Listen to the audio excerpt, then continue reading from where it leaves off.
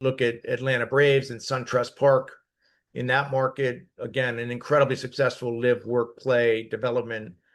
So I effectively, I'm just taking pages from those playbooks, but I'm adopting it in what I'll call a USL format, and I'm focusing on what, with the utmost respect, is you would largely consider secondary markets, smaller markets. Rhode Island, is the smallest state in the union, but an incredible state, incredibly rich demographics, great geographical location on the Eastern Shoreboard in New England, between New York City and Boston. So, again, one of the markets that I really coveted with this, but my entire business plan with Rhode Island was always predicated on the ability to develop real estate. It was non-negotiable as far as I was concerned. And I've often joked that, one day when I write a book on professional sports ownership, my book will be the shortest book ever. It's location, location, location. The value of and I should give them proper credit. So the stadium now is called Centerville Bank Stadium. It's our partner in Rhode Island that has the naming rights for the stadium.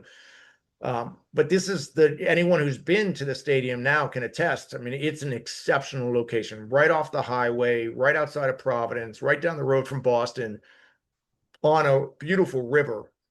And this was land that previously to us developing it was a brownfield site that was holding back the entire development in that city, in the city of Pawtucket. So now that we've completed the stadium, we're starting to move forward on all the multifamily housing. And Rhode Island, like a lot of markets, has a real need for additional housing. So I'm very excited to move forward with that. And then I'll look to see if I can copy and paste the success of our Rhode Island project and other markets in partnership with USL, which I'm also excited about. And how do you build the commercial venues around the stadium?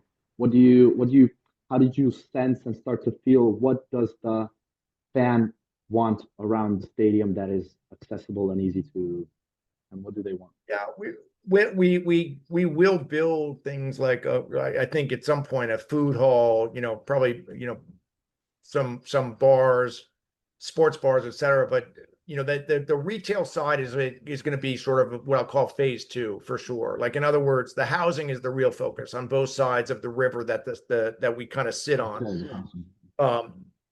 But look, other developers are coming into Pawtucket and starting to buy real estate and starting to look at programming things around the team and the stadium. So I think that's a very good barometer of the way people are viewing, what I call the shift in fortunes of Pawtucket because of what we planted there.